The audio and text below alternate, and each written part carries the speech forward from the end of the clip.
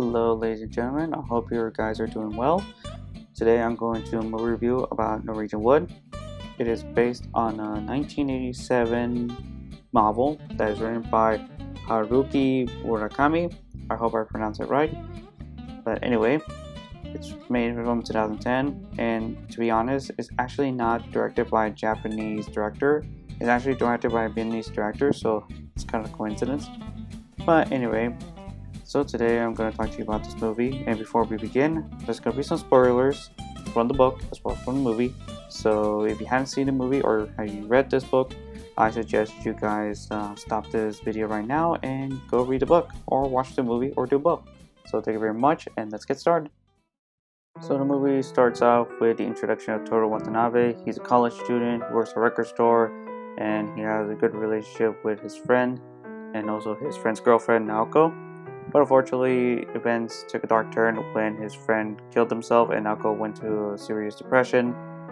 So they hanged out for one day to celebrate her birthday. They fell in love. Unfortunately, she left and she went to some special hospital for people who are suffering mental illness. And Naoko staying with a friend of hers who's also a patient named Riko. But in the meantime, Toru started to fall in love with another girl named Midori. Midori, she's like a beautiful, sweet little girl. Unfortunately, she has problems of her own because her father is suffering from maybe cancer or some other type of illness, while she's also suffering from a relationship with her boyfriend. Toru feels so bad that she has to struggle with both friendships and relationships with Naoko and also Midori. So yeah, it's a bit of a cycle. I guess everybody has that feeling, you know? I'm going to talk about the good things about this movie. First off, the director did an amazing job of creating this book into a reality.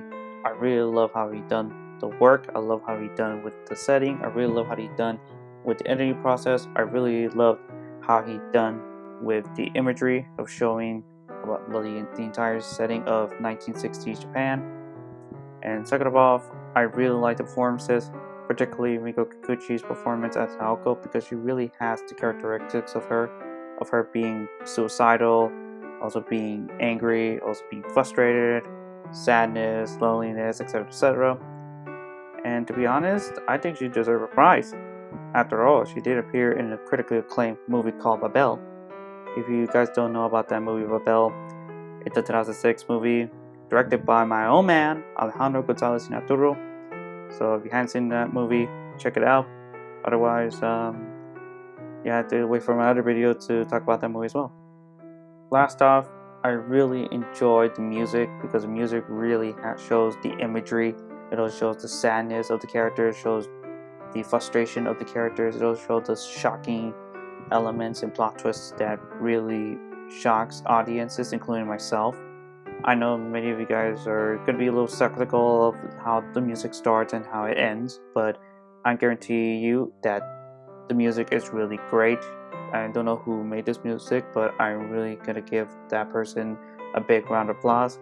So anyway, the music is really great. I guarantee that.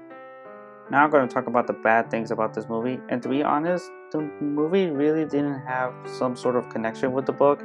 In fact, I think the director really took some liberties from the book, so I guess that's the reason why the author didn't get too much involvement towards the production.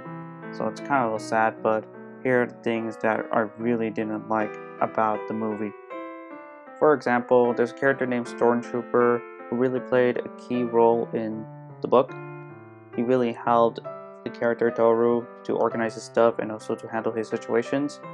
And to be honest, he really is the key to make this movie better. But unfortunately, the only reason they kicked the character out is mostly because of time. And another big issue I have with this movie is the backstory of Rinko. That's the lady on the right side of the image. The left side is Naoko. So Rinko really had an interesting story of why she was in the special hospital in the first place. It all started when she was a child. She has issues with her parents, and also when she became a mother and a wife.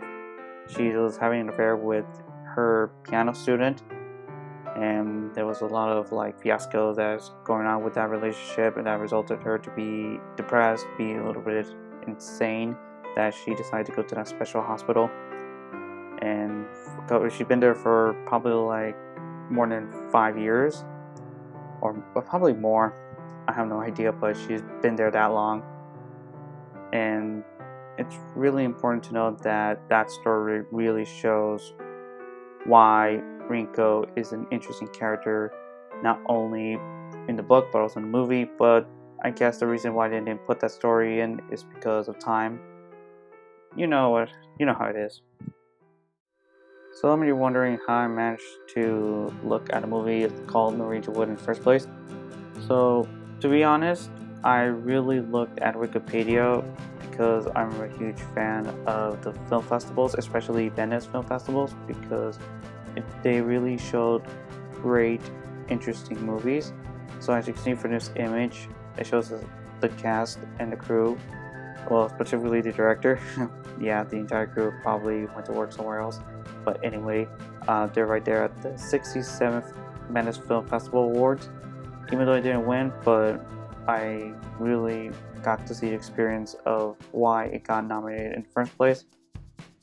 So overall, I really enjoyed this film. I really love the music, I really love the acting, I really love the directing, I really love the setting of 1960 Japan, I really love the music.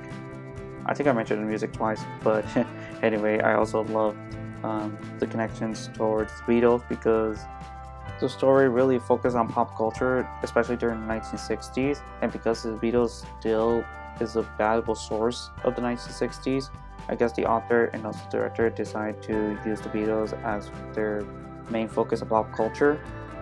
I don't know what other songs they used from the Beatles besides Norwegian Wood, but as all I can remember is that in the book they really mentioned a lot of Beatles songs, but in the movie they probably mentioned like 1 or 2 songs, but specifically Norwegian Wood, which would also appear in the end credits.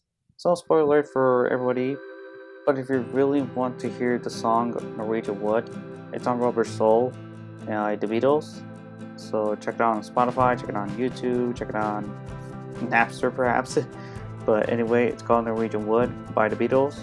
I don't know what year was it released, but I know it's released on Rubber Soul. So to all the music fans, this is a gift from me to you. Get it, from me to you, because it's a Beatles song and I'm giving you guys a Beatles recommendation. But on a serious matter, I really want to give this movie an 8 out of 10. I think it deserved that number, even though it does not have the same connection towards the novel. Nevertheless, Norwegian Wood really impressed me, it really inspired me, and also helped me engage into the relationship between 2 friends who later become lovers. So I know not all of you are going to have the same experience after watching this movie, but we live in a free world and we respect our views. So anyway guys, I hope you enjoyed this video. I hope you guys are doing well. I wish you guys safe and a fabulous day. I know that we're living in tough times, but I really wish you guys are doing well, taking care of yourselves, take care of your family, your friends, and everything. So I hope you guys really enjoyed this movie review, and I'll do a lot more in the future. Until then, we'll meet again guys. Have a nice day and stay safe. Thanks for